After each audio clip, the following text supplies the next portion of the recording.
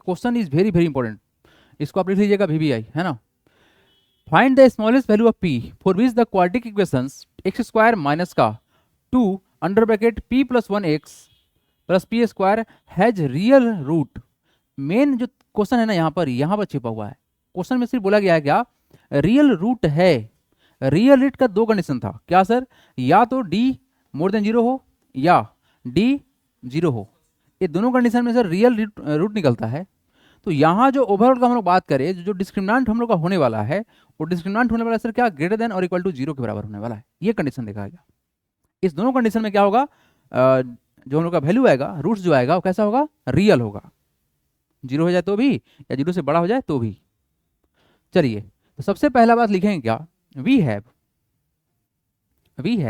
अ quadratic equation. क्या है sir ये हमारे पास में सर एक्स स्क्वायर माइनस का 2 under bracket P plus 1 x plus का P square equal to 0। And लिखेंगे क्या, it has real roots, therefore जो d का वैल्यू होगा क्या होगा sir, greater than equal to 0 होगा। ये जरूरी है। चलिए नाउ ऑन कंपेयरिंग किसे कंपेयर करेंगे, x square plus b x plus c equal to 0, we get क्या रिजल्ट आएगा बताइए सर। ए का वैल्यू कितना आएगा, ए का वैल्यू कितना आएगा 1, ए बराबर कितना आ गया 1 आ गया। अच्छा बी कितना आएगा सर, बी आएगा माइनस, है ना। ये पूरा वैल्यू तुम्हारा क्या है, बी का वैल्यू है, कितना होगा -2 अंडर ब्रैकेट P प्लस का 1। और सी का वैल्यू कितना आएगा, सी का वैल्यू आएगा P स्क्वायर। सी बराबर क्या होगा, P स्क्वायर होगा ना, एंड आउट। सी का वैल्यू क्या होगा, P स्क्वायर होगा, क्योंकि यहाँ पर एक्स स्क्वायर था ऑलरेडी। चलिए अब क्या करेंगे, नाउ खत्म करेंगे इसको। नाउ डी बराबर क्या होगा सर हम लोग का, बी स्क्वायर माइनस का 4AC। देयरफॉर क्या होगा रिजल्ट, बी स्क्वायर जो होगा माइनस का 4AC greater than equal to 0 होगा। ये स्टेटमेंट जो है दिखाता है ये वैल्यू जो निकलेगा वो रियल भी होगा और दोनों कंडीशन को शो कर देगा, है ना।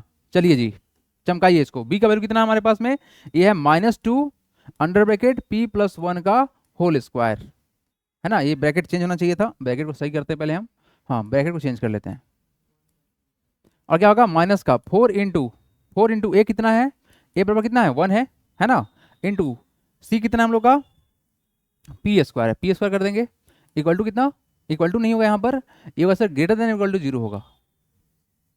ठीक है जी, नो प्रॉब्लम। यहाँ तक में आपको एक बात पता होगा कि सर ये भाई साहब क्या कर देंगे, ये क्या हो जाएंगे, ये हो जाएंगे सर 2 का स्क्वायर कितना, -2 का स्क्वायर कितना 4, और P प्लस 1 का होल स्क्वायर करते हैं। चलो इसको ऐसे लिख देते हैं, इसको ऐसे लिख देते हैं, क्या लिख देते हैं, P प्लस 1 का होल स्क्वायर। अब बताओ क्या है, सही है लिखना इस तरह से या गलत होगा। कितने स्टूडेंट हैं जिनको ये लग रहा है कि जो हमने लिखा है वो गलत है, क्या इसमें कुछ गलती है। अभी तक -2 अंडर ब्रैकेट P प्लस 1 का होल स्क्वायर करना था, तो दोनों को स्क्वायर करते हैं, तो हमने इसको स्क्वायर कर दिया, इसको छोड़ दिया, है ना। और क्या है सर माइनस का, ये कितना हो जाएगा 4P स्क्वायर हो जाएगा ग्रेटर देन इक्वल टू 0। अब इसको सिंप्लीफाई कर लो, 4 अंडर ब्रैकेट कितना हो जाएगा P का स्क्वायर का sir P square plus 1 plus कितना 2P माइनस का कितना 4P square greater than equal to 0। इसको अंदर लेके चलो कितना हो जाएगा, ये हो जाएगा सर 4P स्क्वायर प्लस का 1 प्लस 1 थोड़ी होगा 4 ना होगा, 4 इंटू 1 कितना होगा 4 हो जाएगा, प्लस कितना 4 टू जा 8P हो गया, माइनस कितना आएगा sir 4P square greater than equal to 0। तो सर क्या होगा कहानी, सर ये और ये कट गया, सेम टू सेम क्वांटिटी है, प्लस माइनस में कट गया। 4 ये कितना हो जाएगा हमको वैल्यू, ये हो जाएगा sir 8P plus 4 equal to नहीं ग्रेटर देन इक्वल टू 0। ठीक है यहाँ तक।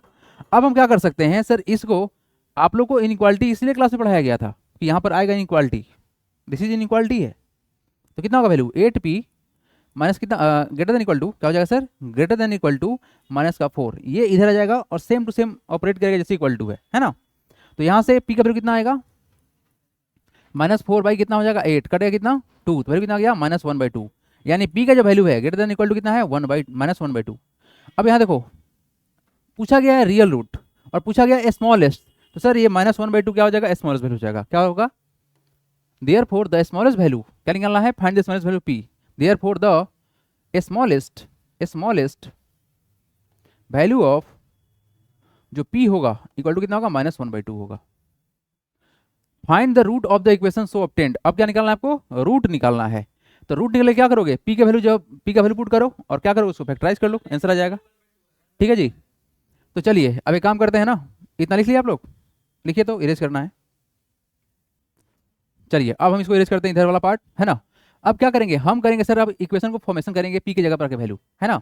ये सब कंडीशन समझ में आ चुका है हम लोग को।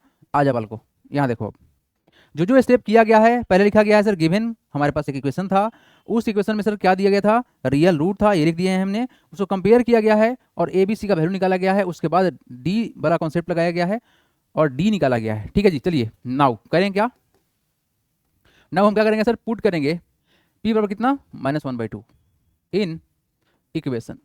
चलिए कितना हो जाएगा, x² minus 2 under bracket p का वैल्यू कितना -1/2, यही ना, प्लस कितना 1, बाहर x है, x लगा देंगे, प्लस कितना -1/2 का स्क्वायर इक्वल टू 0 है।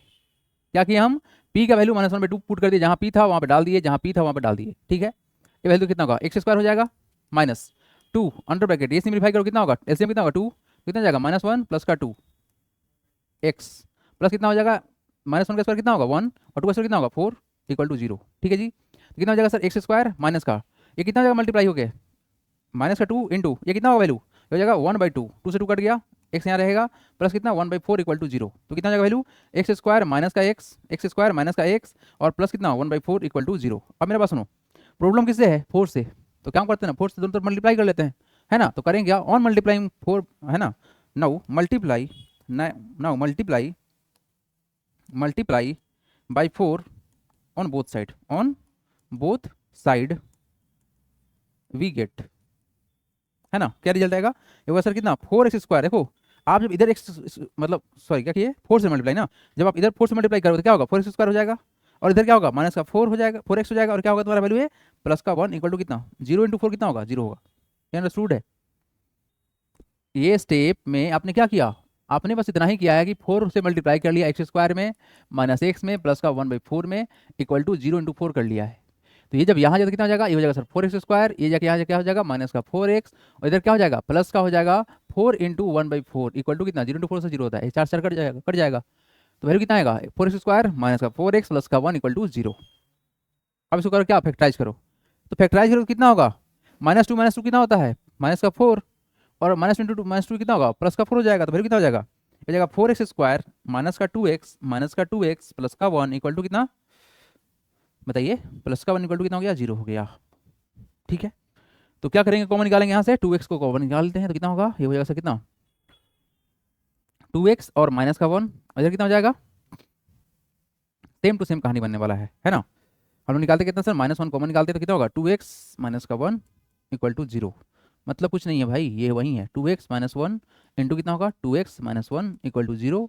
देयरफॉर x का वैल्यू कितना होगा सर, x बराबर होगा सर 1/2 एंड 1/2, ये दोनों क्वांटिटी सेम ही है ना। कितना होगा, x का वैल्यू आएगा 1/2 1/2, ये आपको निकालना था, ये निकल चुका है।